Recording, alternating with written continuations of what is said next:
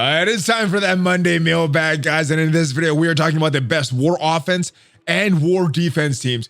We're also discussing a potential hidden message from the devs in Latin. So we're talking about that. Hopefully we have some doctors or lawyers that could decipher this potential message from Latin from the devs. And what kind of tech relief can we be expecting in the future? We're talking about that and the rest of your questions from the mailbag, guys. And if you're ready for this edition of the Monday mailbag, find that like button and let's go smash it.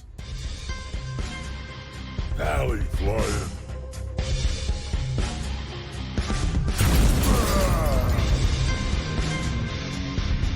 Hello, Valley Maniacs. What is up? I am ValleyFlyin. I am back. I hope you're having a great day. I hope you had a great weekend, and I hope you're ready for more questions from the Discord, from the mailbag. And if this is your first time here, guys, hit that subscribe button for more great Marvel Strike Force content. Hit that notification bell so you know as soon as a new video goes up.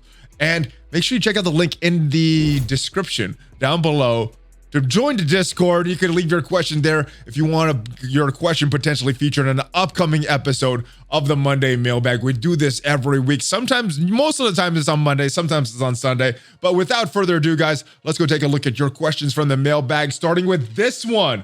ValleyFlyin. Should I still work on symbiotes for Doom rates, or since some think they're falling off the bio section of Doom 1.1? So, all right, so I'm using my symbiotes in Doom 1.1 right now, and they're one-shotting. Now, I'm on the far left, so there's only two nodes for bios. There's not the full three, but one-shotting that first non-boss node, and then two-shotting that boss node. So pretty simple. Let me show you what I'm using here. So these are not easy to farm characters. Symbiote, Spider-Man, Anti-Venom, not easy to get these gold stars on these characters. I got lucky with these red stars. I actually think I might have bought some of these red stars for Symbiote, Spider-Man. I don't remember. It was way back in the day though. And then this is where they're built. So between 129k and 154k, one-shotting 1.1 of the non-boss in Doom, and then two-shotting, double-tapping that boss node. Now, I think they should be okay for Doom 1.1. I think if you get lucky and Anti-Venom doesn't get deleted very quickly on that boss node, you should be fine. The thing is we need to be able to finish Doom 2 for that teal gear to eventually get into Dark Dimension 5 and get Dormammu. So they may not cut it in Doom 2, but I think, at least for me, at least with my personal experience, they're cutting it in Doom 1.1. But that's not what you got to worry about. You got to worry about Doom 2.0 for that big exclusive prize of those new characters. So yeah, I think for 1.1, you should be fine, especially if you got those gold stars and managed to get pretty lucky in the red stars. For Doom 2, that's where you're going to need them. And I guess if you didn't get lucky in red stars, maybe some other characters. I don't know if there's another team you could work on. I know some people are replacing Venom with Phyla-Vell, but other than that, there's not a lot of great options in Bio right now. So I'm thinking the solution for Doom 2 is that Bio section in Doom 2. I don't think we have those characters in the game yet, but yeah, we'll see. That is it for that question, though. Hopefully it helps. Yes, symbiotes are still good, but yeah, they are falling off. They will need something stronger when Doom 2 gets here. Right, do you see them moving Domino out of the Blitz exclusive spot and putting a different character in sometime soon? She seems as though she's been in there for a while, so my interpretation of why she's been in there for so long. Obviously, they wanted to try to get these Blitz orbs. People use more Blitz currency. I don't think that happened, though.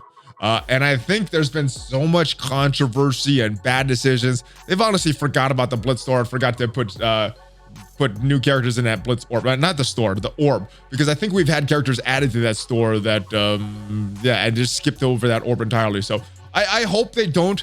If they do, I think there's some leading candidates. We had a lot of these characters farmable. White Tiger, we just got noticed that she's going to be made farmable in the arena store along with Phyla-Vell. So the characters that we don't have as far as farmable, I think they're going to hold off on Silver Surfer and Kestrel. I think they're a little more exclusive. Everybody else is farmable up until Heroes for Hire. So I think if they would add someone to that Blitz orb, I think the leading candidates are either going to be Colleen Wing or Misty Knight. I don't think they're going to do that with Moondragon. I think she's too valuable of a character for them to do that. Although with that value, that they may be putting that character in some crappy Blitz orb there. But my guess, if they were to do something like that, oh, not that screenshot, this screenshot here, my guess would be to have either Misty Knight or Colleen Wing. So boring war defense characters. I know some people like it, but I don't. So not a fan of those. But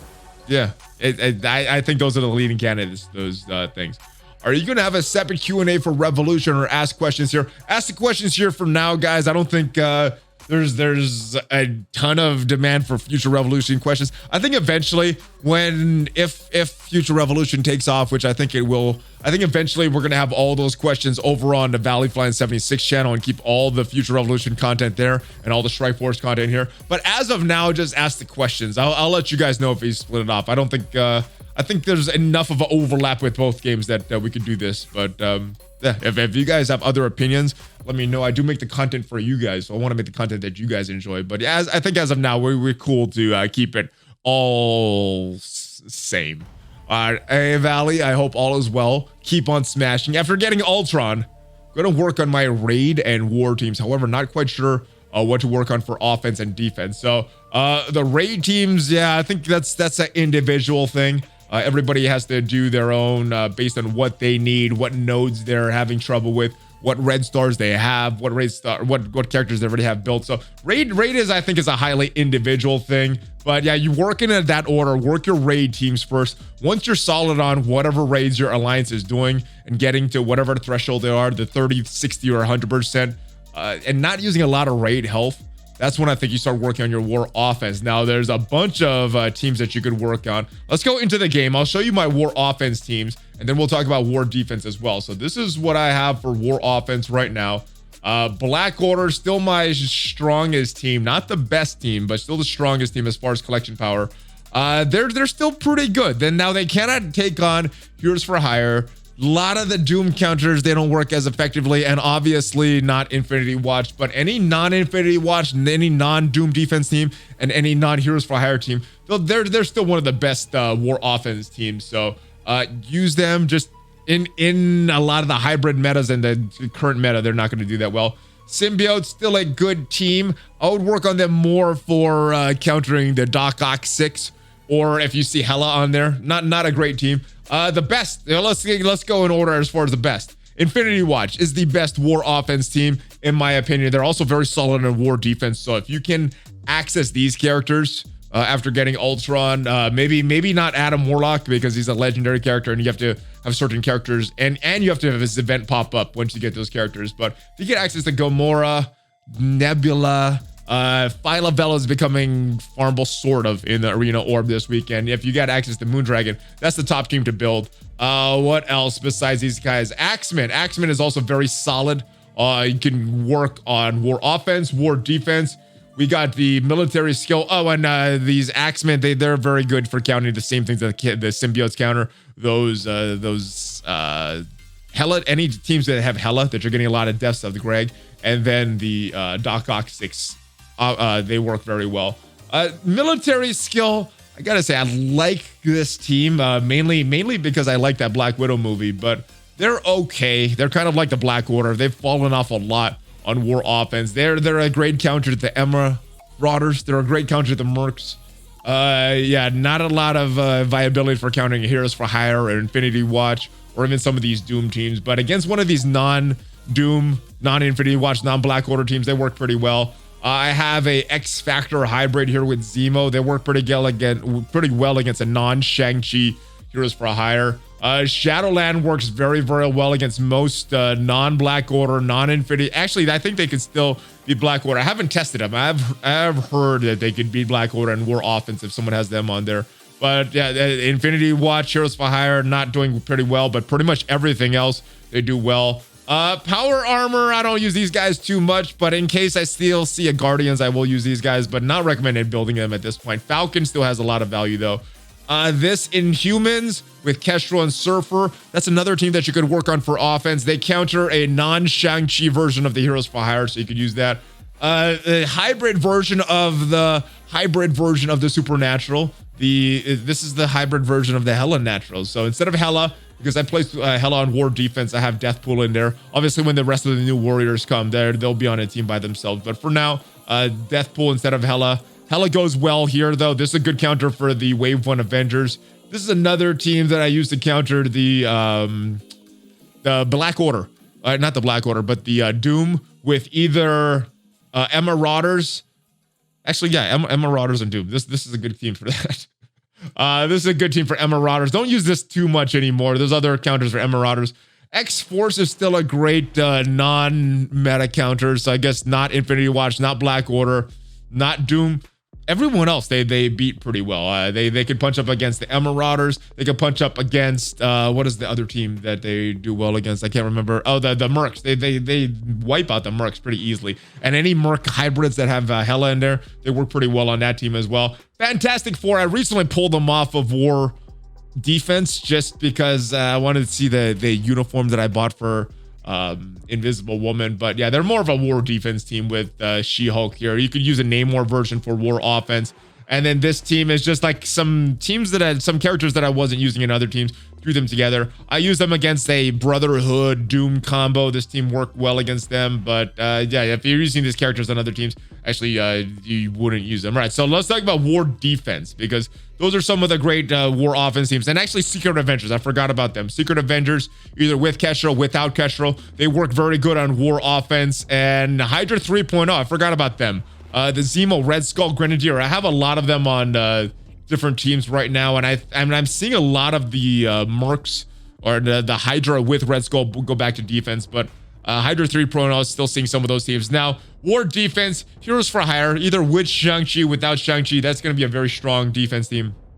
Doom on War Defense is a very strong character as well. Probably don't have him yet because you just got Ultron, but once you get Doom, works very well on a lot of the War Defense teams, either with the Brotherhood or with the Uncanny or with the Marauders. Very, very tricky teams there if you don't have the right counters. The Marauders still a thing, not as effective as the Doom version. There's a lot of counters. They've fallen off a lot, but Marauders can still be tricky if you don't have the right counter. Wave 1 Avengers, same thing. They can be tricky if you don't have the right counter, but like the Marauders, there's so many counters to them nowadays that they are falling off a little bit. Axemen and Secret Avengers, they're great on either offense or defense. I guess it depends what you need. And then we got the Mercs. They have fallen off a lot. X-Force counters them pretty hard. But if you're still needing another team and you're not using Taskmaster somewhere, that's a team that you could use. And Fantastic Four, I'm using them on offense right now. If I take Secret Avengers off of defense and move them up to offense, I guess I can move Fantastic Four back to defense. But those are my picks, guys. Let me know if you have any difference of opinion on War Offense, War Defense. But those are some options for you. But oh, I keep going to that screen. But yeah, raids first, then offense, and then finally your War Defense. I would build teams in that order, brother. All right, hey Valley, Dark Dimension 3 had 4 restrictions: free for all, global, cosmic, and city.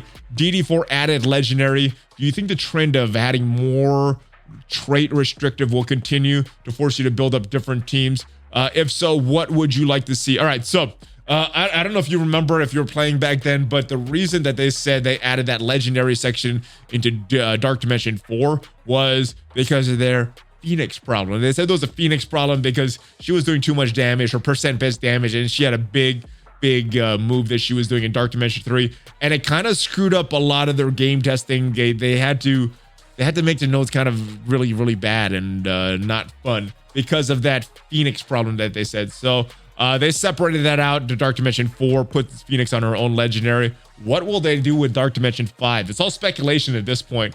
If it was up to me and they're doing something different and not just repeating the free-for-all global cosmic city legendary, because in my mind, I think they're going to repeat the same thing. So that's what I think they're going to do. But if they were to switch it up, if they were to make it more restricted, would you like to see mutant bioskill mystic tech? That doesn't sound that bad. We're going to have to build those characters anywhere for Doom 2.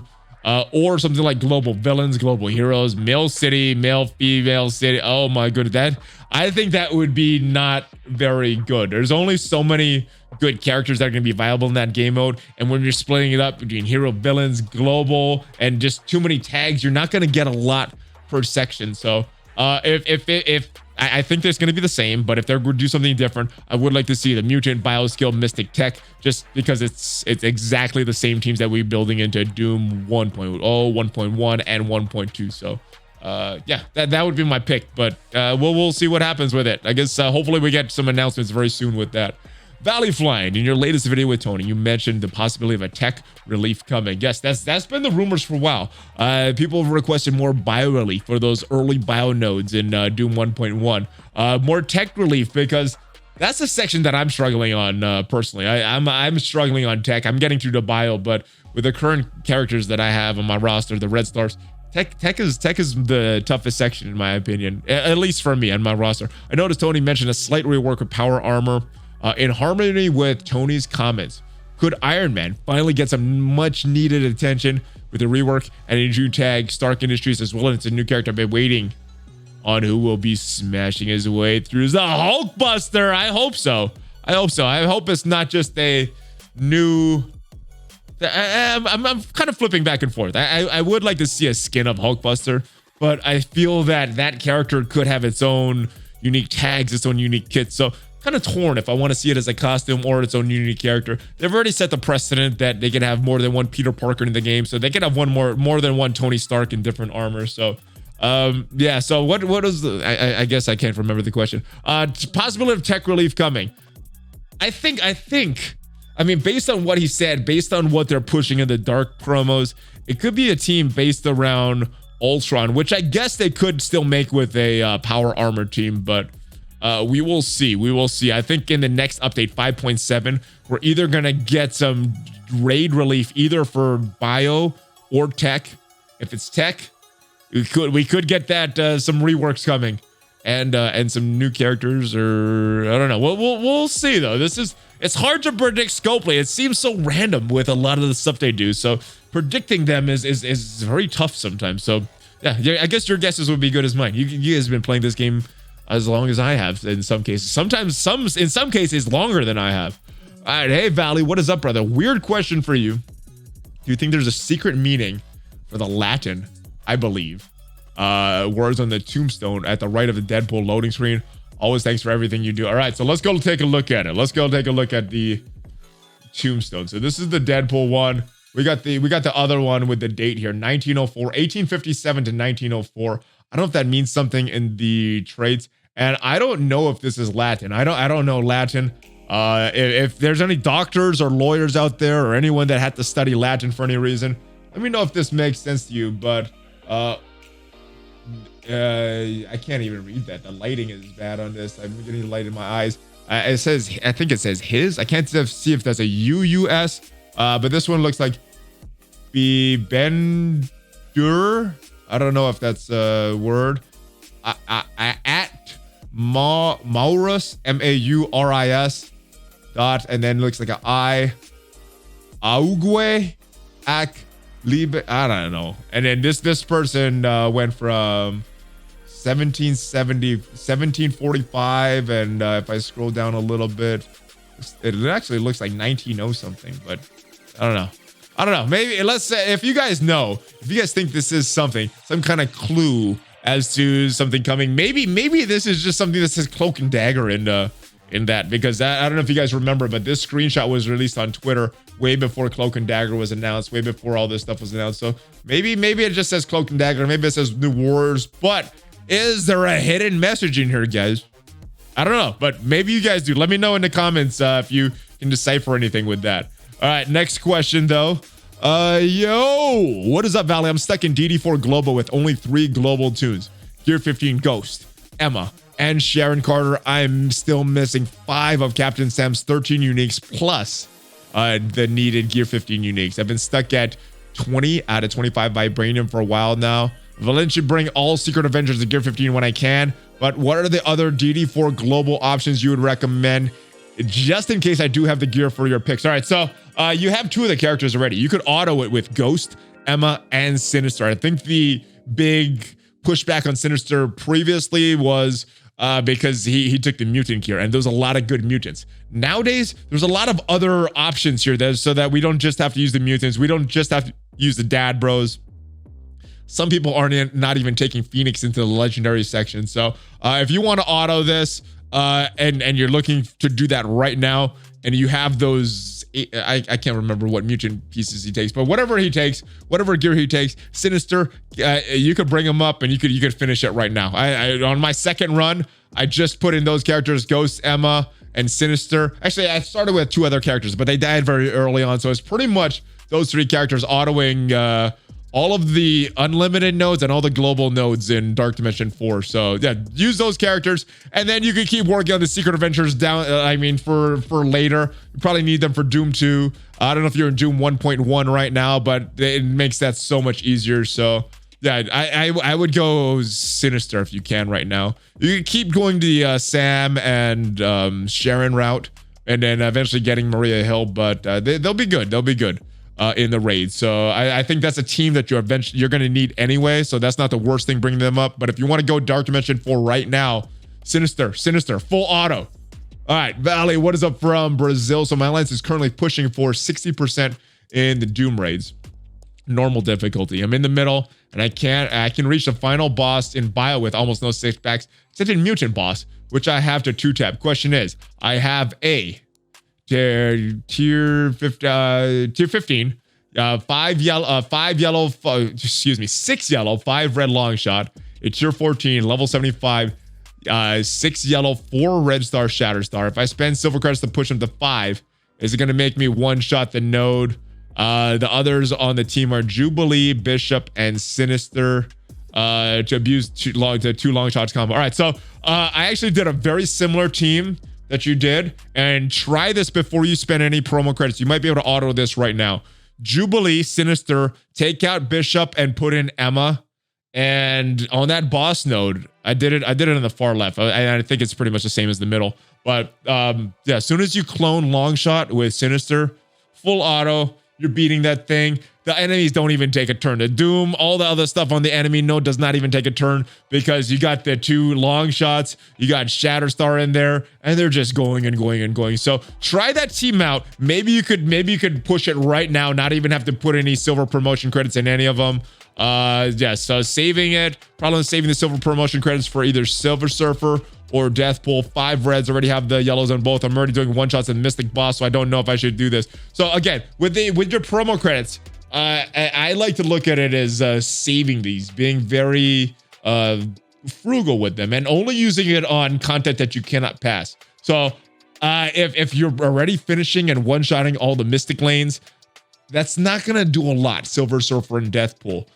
You may not want to use it on them because they're such good characters and they're doing what you need already.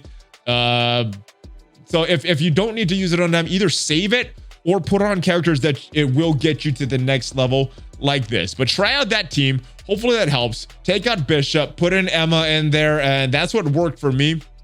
I think I just did the Axemen before that, and they autoed the other 2 nodes as well. So that's it. Hopefully this helps, guys. I think that's the last question for the day. It is. So yes, keep sending those questions, guys. A little later this time. I think a lot of people are moving out their future rev, or maybe there's just done with the summer and doing other stuff. But share this video with your friends, guys. I hope it helped you. If it did, let other people know. Hopefully it would help them as well. Thank you guys for watching. We do this every week, and if you want to get your question potentially featured, make sure you join the Discord. And then, yes, hopefully you get your question featured on an upcoming episode.